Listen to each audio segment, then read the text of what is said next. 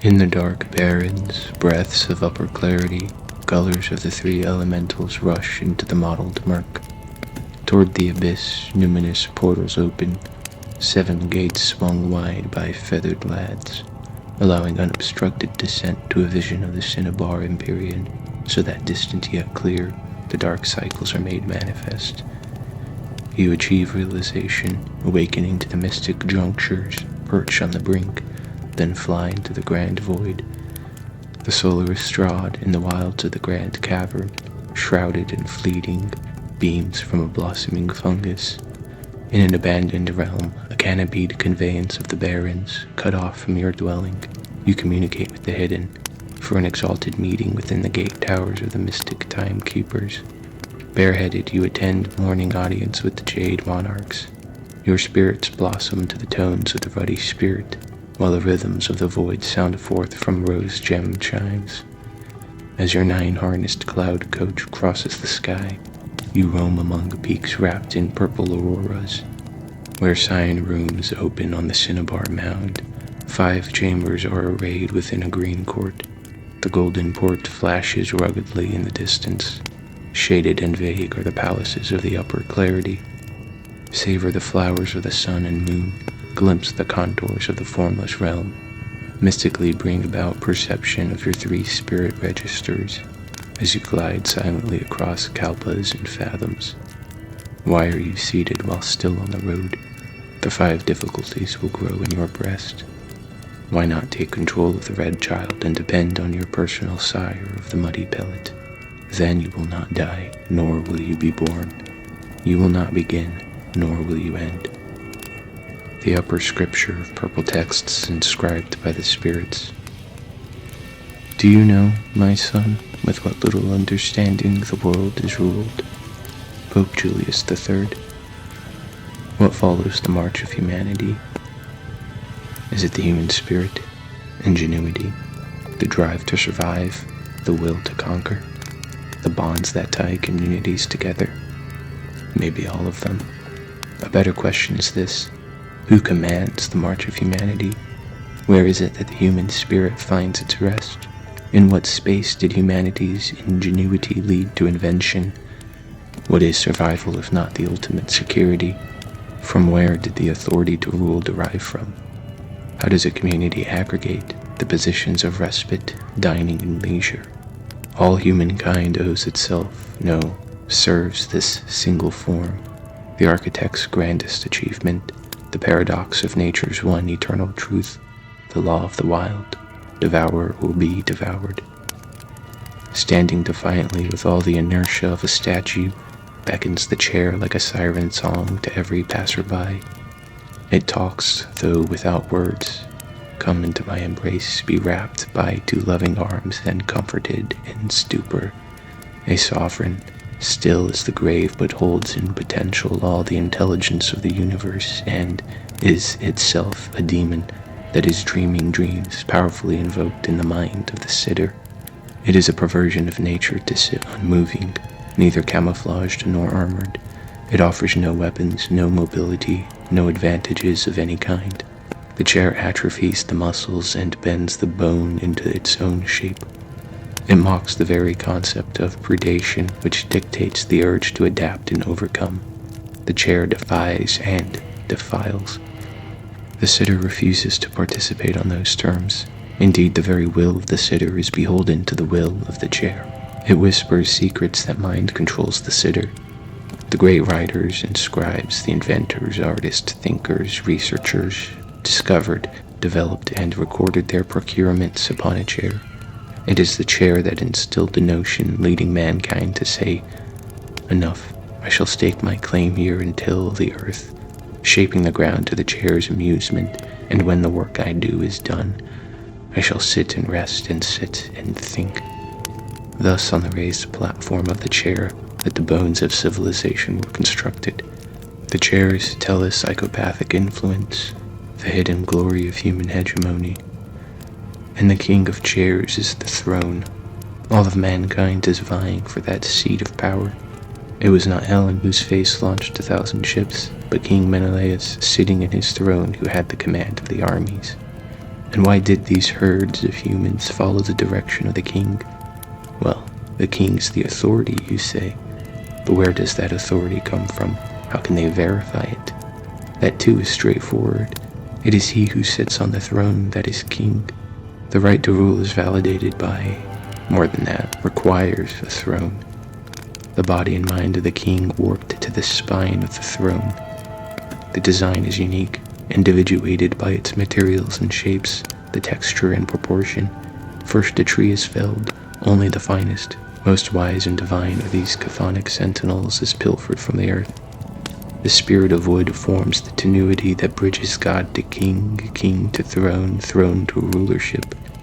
Or else rock is selected, that same primordial stone where once mankind lifted as monoliths and altars to the gods.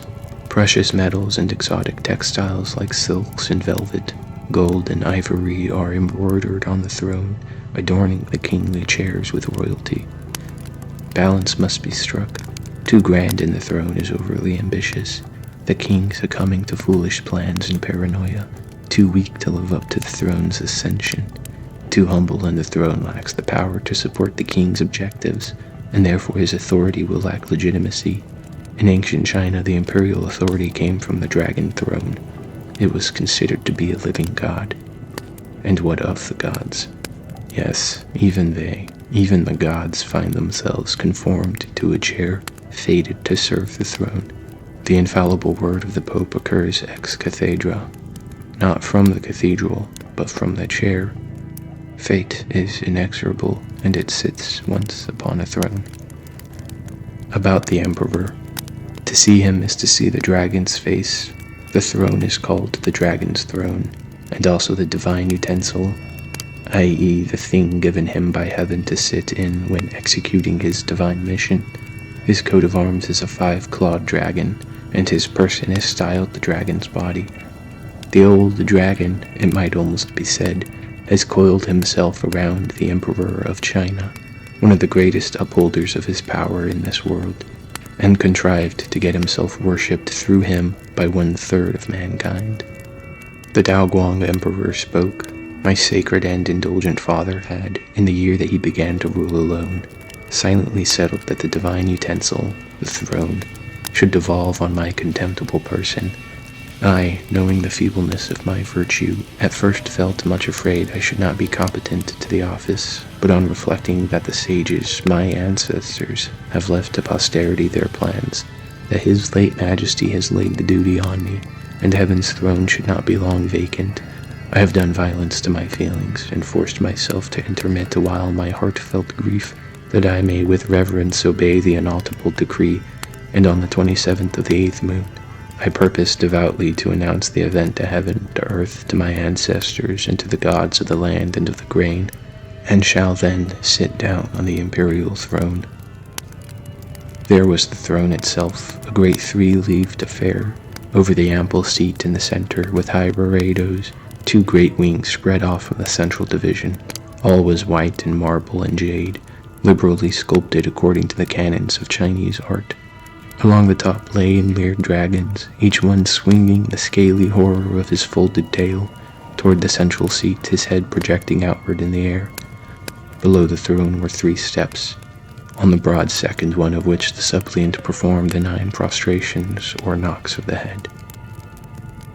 The peacock throne of the Mughal Empire, the statue of Zeus at Olympia seated upon a throne, the throne of St. Peter, the marble throne of Iran, the throne of King Solomon, the throne of Charlemagne, the lion throne of Burma, the phoenix throne of Korea, the golden throne of the Asante, the imperial throne of Napoleon, Buddha sitting on a lotus throne, the chrysanthemum throne of Japanese emperors, the sun throne of Persia, the silver throne of Sweden, the throne of England, Teocalli of the Sacred War, the throne of Moctezuma II, the golden throne of Tutankhamun, the monument of Genghis Khan seated on a throne, proving that if is lawful and hath been held so through all ages for any who have the power to call to account a tyrant or wicked king, and after due conviction to depose and put him to death.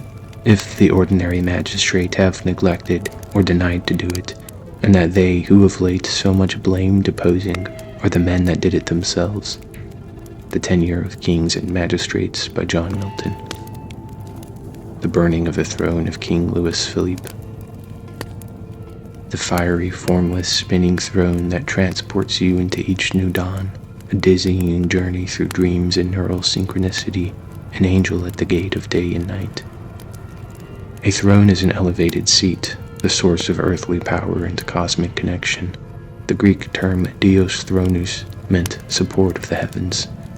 The word throne comes from a Proto-Indo-European root, dier, meaning support, holding firmly, and shares meaning with dharma, moral law, or sacrificial post.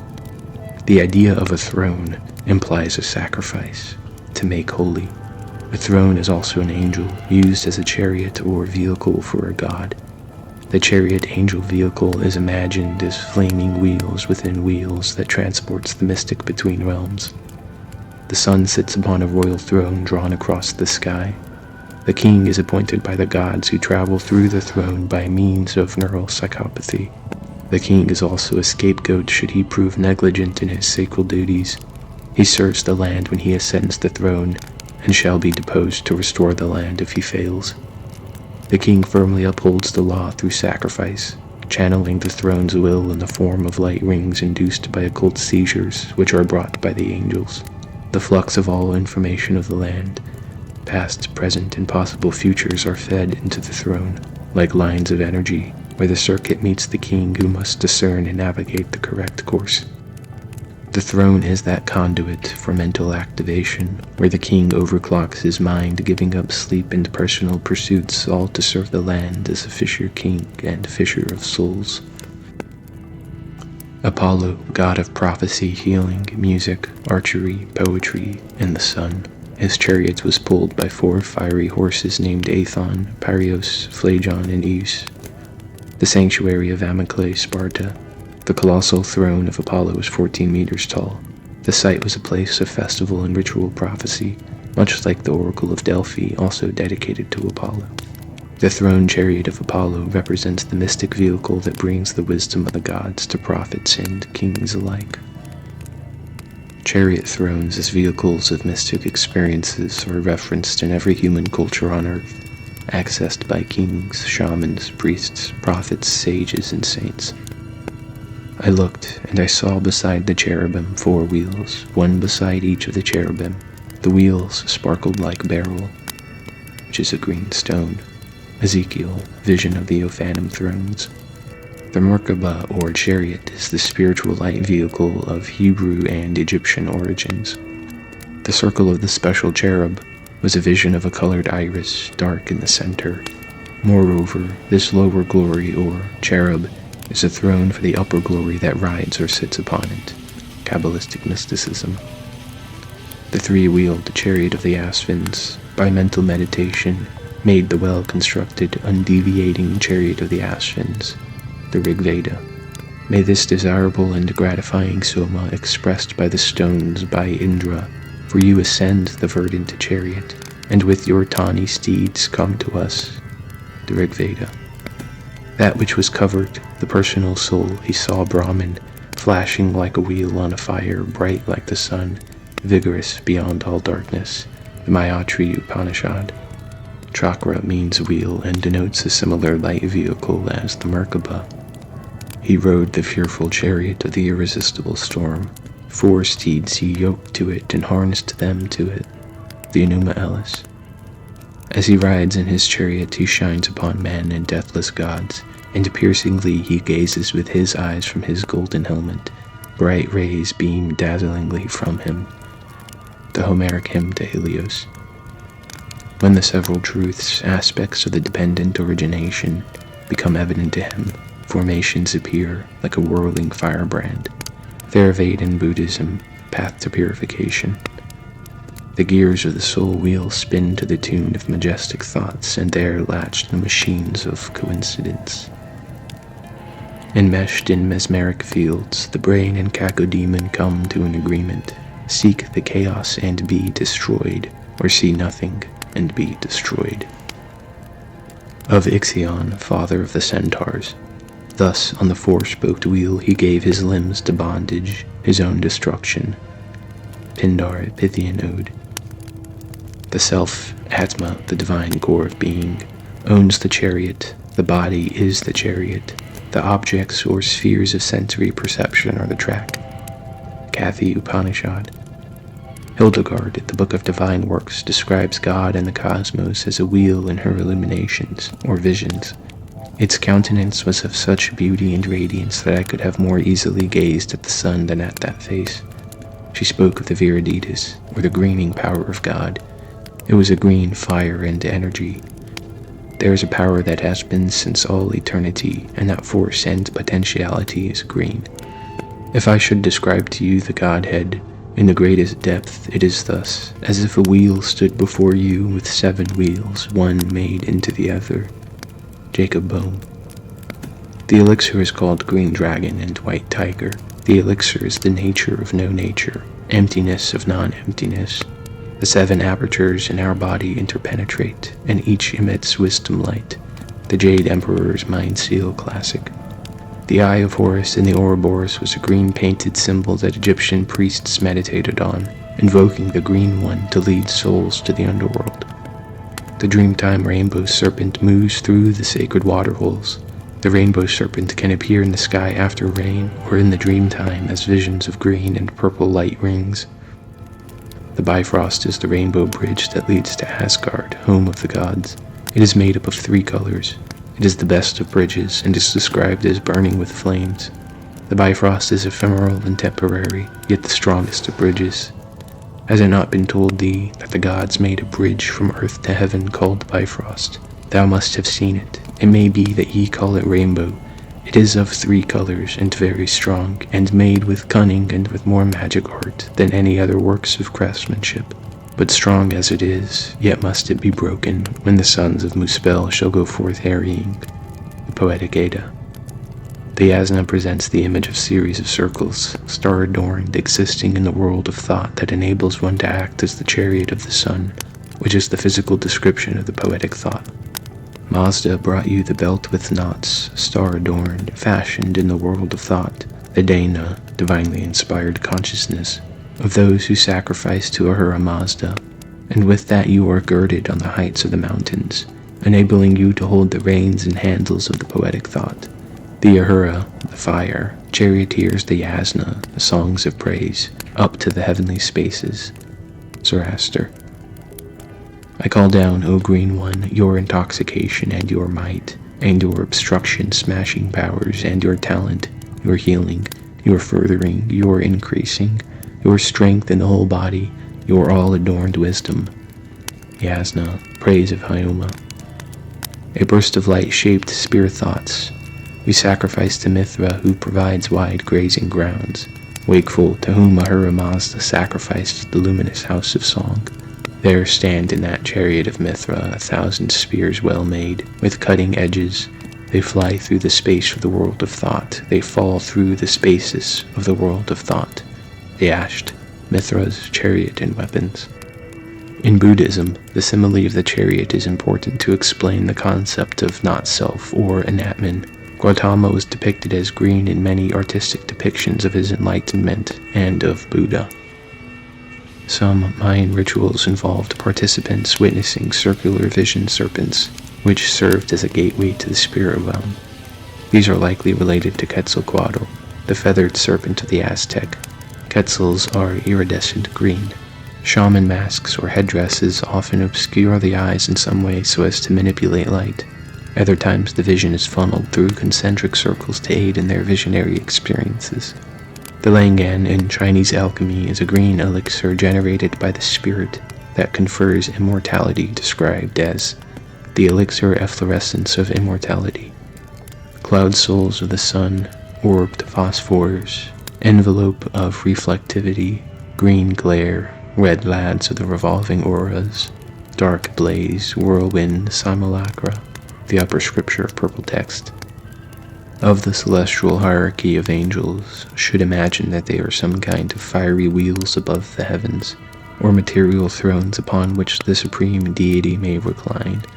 Therefore they are named the glowing ones, streams of wisdom, thrones, in illustration of their divine nature. The celestial hierarchy, Dionysus the Areopagite. The Tao set of summoning celestial beings and exalted sages. These beings came, mounted on air. They arrived in flying clouds and cinnabar red cirrus wisps, in green chariots with rose gem wheels. Their streaming essences glittered with gemmy light, flashing penetratingly throughout the grand void, the upper scripture of purple text. The Lord Sage setting out from the green citadel mountain. To the south he will be seen in the clouds above the scarlet mountains, riding his flying chariot of the three elemental colors, followed by a void traversing carts and myriad dragons. He will inspect the three celestial timekeepers as the lights of heaven all shine forth, the upper scripture of purple text. On ingesting the Langan, just at dawn on the first day of the 11th, 4th, or 8th month, you bow repeatedly and ingest 1 ounce of this elixir with the water from an east-flowing stream. 7 colored pneumas will rise from your head, and your face will have the jade-like glow of metallic efflorescence. If you hold your breath, immediately a chariot from the 8 shrouded extents of the universe will arrive. The upper scripture of purple text. Muhammad has a vision of lotus tree leaves, which are distinctly green and round. His, Muhammad's, own heart did not deny his vision. He beheld him once again at the lotus tree, beyond where none may pass. Nearby is the garden of repose. When that tree was covered with what covered it, his eye did not wander, nor did they turn aside. He beheld some of his Lord's mightiest signs, the Quran, the star. Gabriel is most often the messenger of mystic visions, often depicted and called peacock of the angels. In the alchemical myths, the emerald tablets were discovered in a cave. Likely it was the green wisdom light described in these various mystic texts. The primal form of the aggregate of volition, shining as the green light of the all-performing wisdom, dazzlingly green, transparent and radiant, glorious and terrifying, beautified with orbs, surrounded by satellite orbs of radiance, issuing from the heart of the divine Father, Mother, Amoga Siddhi. Green in color will strike against thy heart, so wondrously bright, that thou wilt scarcely be able to look at it. Fear it not, that is the natural power of the wisdom of thine own intellect. Abide in the state of great resignation, of impartiality. Tibetan Book of the Dead. Praying thus in intense humble faith, thou wilt emerge in a halo of rainbow light into the heart of Vairocana and obtain Buddhahood in the Sambhoga Kidya, in the central realm of the densely packed Tibetan Book of the Dead. Thus, by practicing in accordance with the critical points between your eyebrows, there is the so-called lamp of pristine reality itself. It appears like the colors of a rainbow or the eyes of the peacock feather. Inside it is the so-called lamp of the empty bindu, and it is like the concentric circles of ripples when thrown a stone into a pond. Natural Liberation, the same author as the Tibetan Book of the Dead, Karma Lingpa.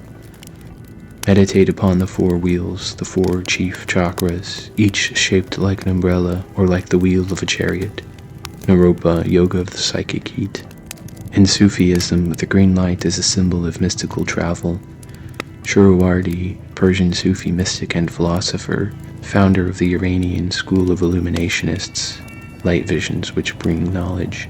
The pearl on Mount Kaf, a psycho-mystic mountain. The luminous pearl is the first object of creation, the intellect which is the cause of illumination. The tuba tree symbolizes life, and its fruit are the archetypes. It is upon this tree that the Simur has its nest. The pearl is a moving sphere of green light. Other Sufi mystics mention the epiphany in green when teaching meditative practices between sleep and wakefulness. Al-Qadir, the Green One, the teacher of prophets, an immortal spiritual teacher who operates in the unseen world beyond the conditions of normal life, the ever-living archetype of direct divine inspiration. Corbin, the man of light in Iranian Sufism. What meditators actually see during this experience is a supernatural green light, ringing the mouth of the dark well. Its atmosphere is a green light, through which flow waves eternally in movement towards one another. The Pearl and Gawain the Green Knight. medieval poems written by the same author, simply called the Gawain Poet. The Pearl is about a dream in which the narrator falls asleep in a green garden and is transported to an otherworldly garden. Gawain, the Green Knight, is part of a broader trope called the Green Man and is likely derivative of the same source as Al-Qadir. A form in the air near him, and this form gave him such consolation because it was exceedingly beautiful. It somehow seemed to have the shape of a serpent, and had many things that shone like eyes, but were not eyes. Ignatius of Loyola. St. John of the Cross says to place over the white garment of faith a green vestment. The green color of living hope in God gives the soul such ardor. He says to put on the helmet of salvation, which blocks everything except for a visor which sets the vision to only see upward to God. The dark night of the soul. But those who receive these revelations are not enveloped in ecstasy of mind, as in the case of the revelation that takes place through the eyes of the soul and the vision of the soul. As I saw, the Lord sitting on a high throne, and seraphs each with 6 wings round it. And as in the revelation unto Ezekiel, in the revelation of the wheels and the amazing images, and the sound from the wheels resembling the sound of the sea, and the glorifications heard from the cherubs with many eyes, which say, Blessed is the majesty of the Lord in his place. How much subtler these revelations are than those of the first mentioned class, is known to the illuminated. To the second class also belongs, for instance, the vessel that appeared to Peter and the animals in it, with the other things described, and he who wishes may recognize these things from the scriptures. Mystic Treatise by Isaac of Nineveh. At once I was in the Spirit, and there before me was a throne in heaven with someone sitting on it, and the one who sat there had the appearance of jasper and ruby. A rainbow that shone like an emerald encircled the throne. Revelation.